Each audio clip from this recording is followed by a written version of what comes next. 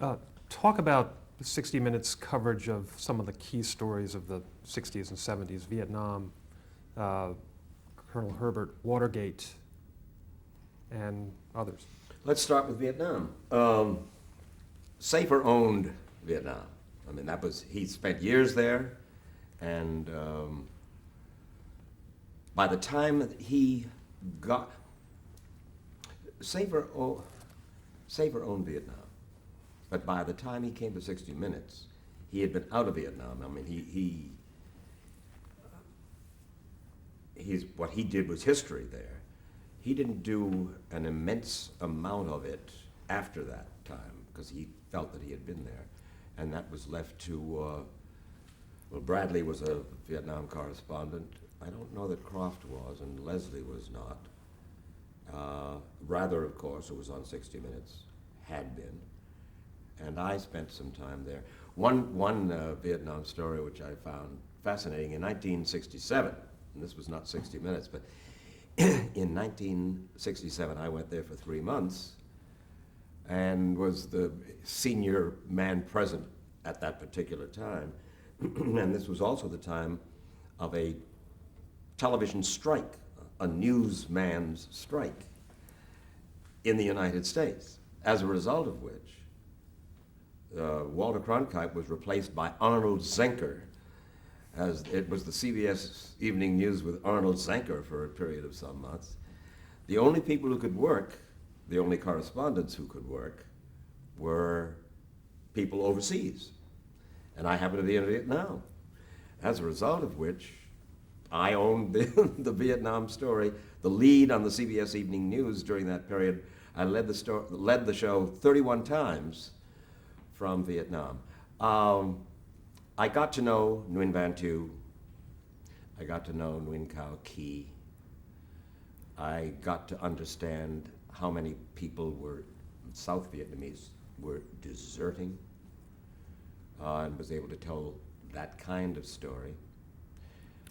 When you say tell stories of Vietnam. Well, let me ask a more specific question. How do you think CBS's coverage, your coverage, television coverage in general, affected the outcome of the war or impacted I don't think policy? the CBS News, and as far as that's concerned, the other networks too, had, I think, an immense amount to do with the way that the war turned out, in the sense that the American people, little by little, were disillusioned by what they were seeing. I believe it was the New Yorker magazine, I believe back then, that called it the living room war. It was the living room war in America because we began to see for ourselves our countrymen getting bloodied badly, beginning to smoke dope a lot, beginning to cut off the ears of, I mean, it was a brutalizing war in a variety of ways.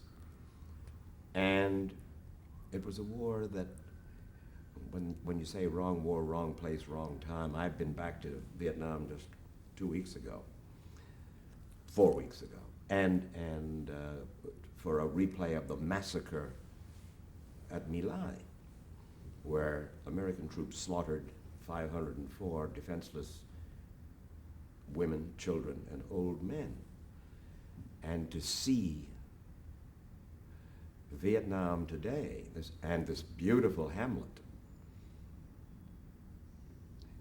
and the Vietnamese people even today really like Americans immensely, despite all. But we set them back so badly, it seems to me, in the name of what? Saving them from communism? They're communists today in Vietnam. Vietnam is a communist country. And a Hanoi businessman, when I was there, told me, but the only shooting war that we know of is the one between Coke and Pepsi. The fact of the matter is, it's still a poor country. It has not developed the tourism that everybody expected it was going to develop up to now. It has not gotten a Gorbachev yet, or a Deng Xiaoping yet. There is no figure that says, in effect, to get rich is glorious yet. And we committed a crime, as far as I am concerned, in Vietnam. Crime against America, crime against Vietnam. I got the opportunity to travel with General Westmoreland from one end of the country to another, and to see the conditions in which people, our men, had to live out in the field. To capture that point up there, and to lose who knows how many men to do it, and then the next day it's recaptured by the enemy. 58,000 people die, treasure lost, for the reason that we Americans, insufficiently understood Vietnam, didn't know Vietnam's history, didn't know Vietnam's culture, got ourselves involved in a civil war, their civil war. And the line that they kept feeding us was that if we were to lose Vietnam, then the dominoes would fall all over Southeast Asia. And Southeast Asia would be one big communist mass. Well, the dominoes fell. And it's a hotbed of capitalism in Southeast Asia today, with all of the volatility involved. You mentioned My Lai. Around the time of the massacre, I guess shortly after, you did a story entitled The Selling of Colonel Herbert, I believe. Tell me about that. Lieutenant Colonel Anthony Herbert had the reputation, and I think the deserved reputation, for being, if not the bravest, one of the bravest men in the Army. And he went over to Vietnam and eventually wound up in a position of command. This is at a time when atrocities were being committed. Both sides. I mean, they were doing it to us, and we were doing it to them. Well, they were Cooks or Dinks or Slopes who did that kind of thing. We were Americans who didn't do that kind of thing. And what happened was that we went to trial as a result of it, and I want to choose my words carefully. Eventually we won the trial, but it took 13 years of litigation to win it. But what he simply failed to tell the truth about what was going on in Vietnam. And what happened, I was interviewing Colonel Herbert, and in the next room, listening, was Major Grimshaw, who had worked with him in Vietnam. And Grimshaw came in at the end of the interview, and I called him in, and he said, "I heard what you were saying, and I had nothing but respect. I have nothing but respect for you and your courage, but the fact of the matter is, with what you have said in this interview simply never happened. Not true." But it made law, that did, because he sued us for libel, sued CBS, me, Barry Lando, the producer. And as I say, it went all the way to the Supreme Court, and under Times versus Sullivan, you've got to be able to prove what is called malice on the part of the reporter or the publication. Not malice being mean or angry at somebody, but knowingly disregarding the truth in your reportage. And what they suggested was that we had knowingly flown in the face of truth, which of course we had not done. It went to the Supreme Court, and finally the Supreme Court said, look, it's a perfectly sensible way to find out whether somebody is telling the truth or not. In other words, you can question the motives of the reporters. You can ask them questions about what was on your mind when you wrote this piece or did this television piece? And as far as I'm concerned, it's right, because there's no way that you should be able to hide behind a defamation committed with malice. And ultimately, you prevailed on the merits of the broadcast, correct? Ultimately, we prevailed on the merits of the broadcast, as we did in the Westmoreland case that took place some years later. You covered Watergate very thoroughly. What would you say your most influential, impactful 60 Minutes story concerning Watergate was? Beyond doubt, my interview with John Ehrlichman. John Ehrlichman. I knew Ehrlichman and Haldeman, to some degree, Charles Colson in that crowd. And I was astonished that after John Dean had talked about the cancer growing on the presidency and the tapes, Alexander Butterfield and so forth, I was astonished that John Ehrlichman was willing to talk. He did not know how much we at 60 Minutes, Marion Golden was the producer of this piece, had put together. And so he came by himself and sat down,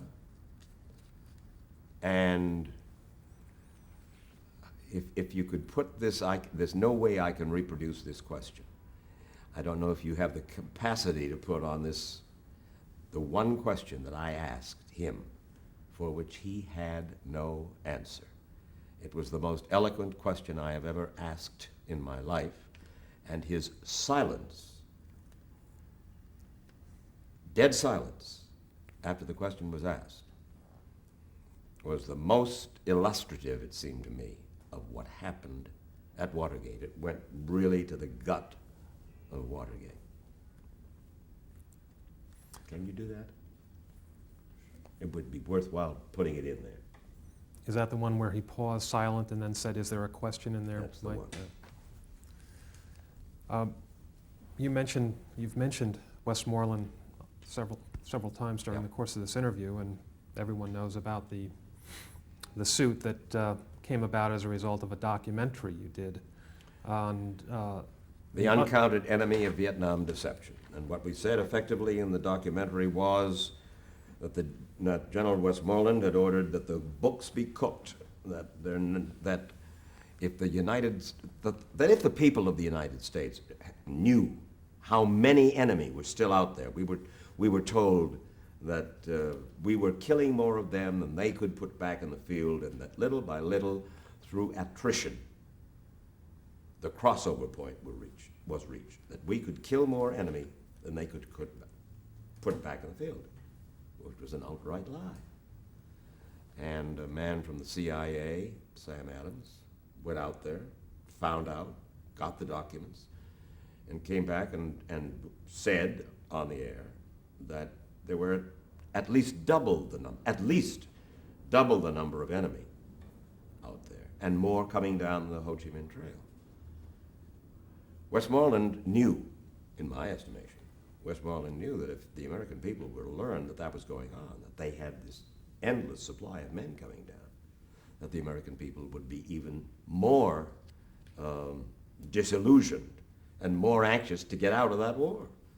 And he thought that he could eventually win the war against even all of them that were coming down. And so what happened was that in the courtroom, in the trial, a man by the name of McChristian, Joseph McChristian, a general, a friend of Westmoreland, and his intelligence chief, said that what Westmoreland had done was simply wrong. His order, the man who Colonel Gaines Hawkins, who was the chief of order of battle there, said that what the general had done was dishonest. And in the courtroom, I'm sitting behind him. The plaintiffs are up here and the defendants are back here, and it was as though he had taken a couple of rounds in the belly. I mean, you didn't say that to the general. And finally, it was 5 months in the federal courtroom, and he finally pulled out, picked up his own tab. We didn't have to retract a word. We said that he was a patriot doing his duty as he saw it, and that thing. Ultimately, you were vindicated. I guess the question is, and there was a lot of debate about this at the time, was the documentary flawed procedurally in the way it was put together, some of the techniques that were used? The documentary was flawed procedurally. A man by the name of George Cryle, friend of mine, then and now, and he knows that I feel this way, didn't let us know that he had avoided or evaded certain CBS News standards in putting it together. He had a thesis that he was set out to prove, and the thesis that he had was effectively accurate, but he did some dishonorable things along the way to putting the piece together.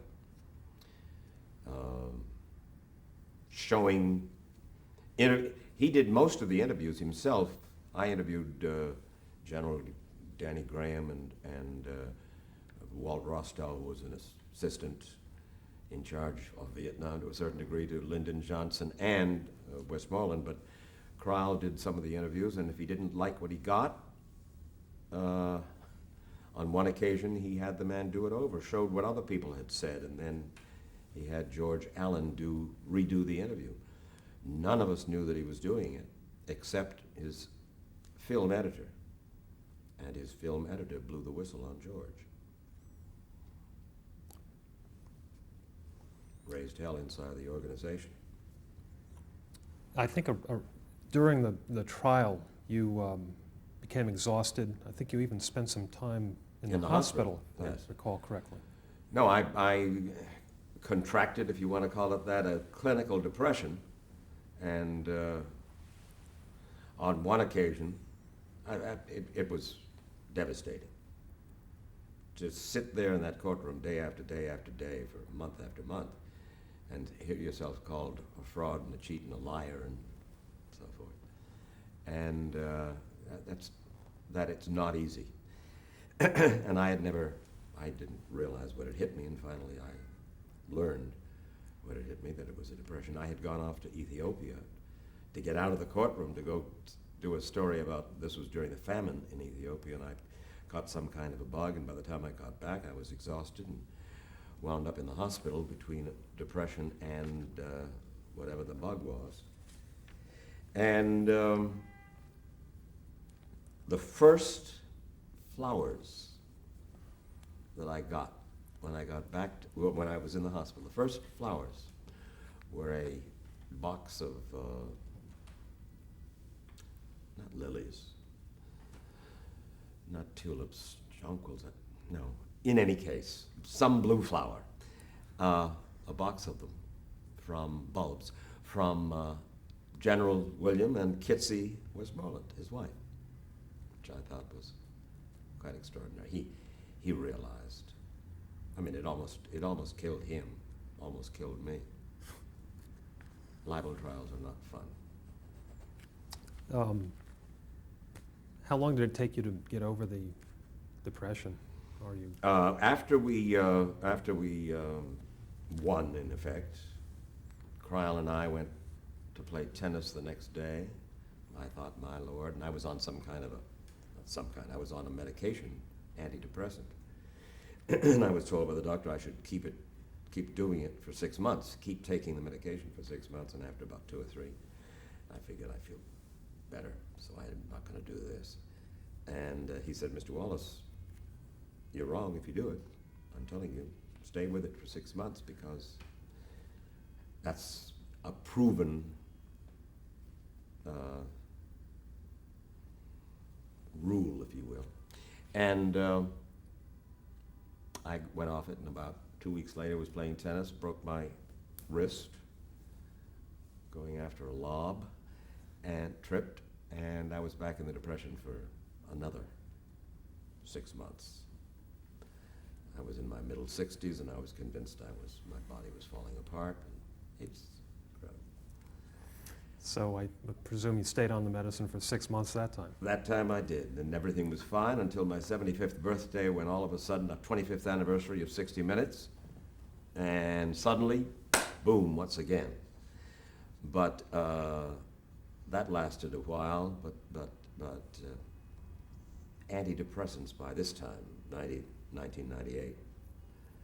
Actually, I've been taking this one Zoloft since for 3 years now, are so good. And with the side effects, which used to be awful, the side effects are so minimal now that they really can help you immensely.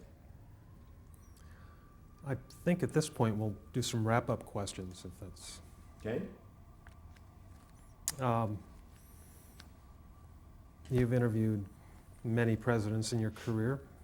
Who impressed you the most, and why?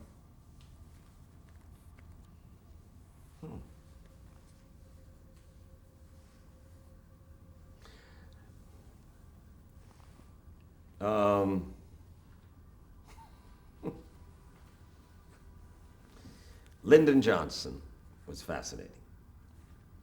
He didn't want to talk about Vietnam. We went to the opening, or we went to do an interview with him shortly before the opening of his LBJ library.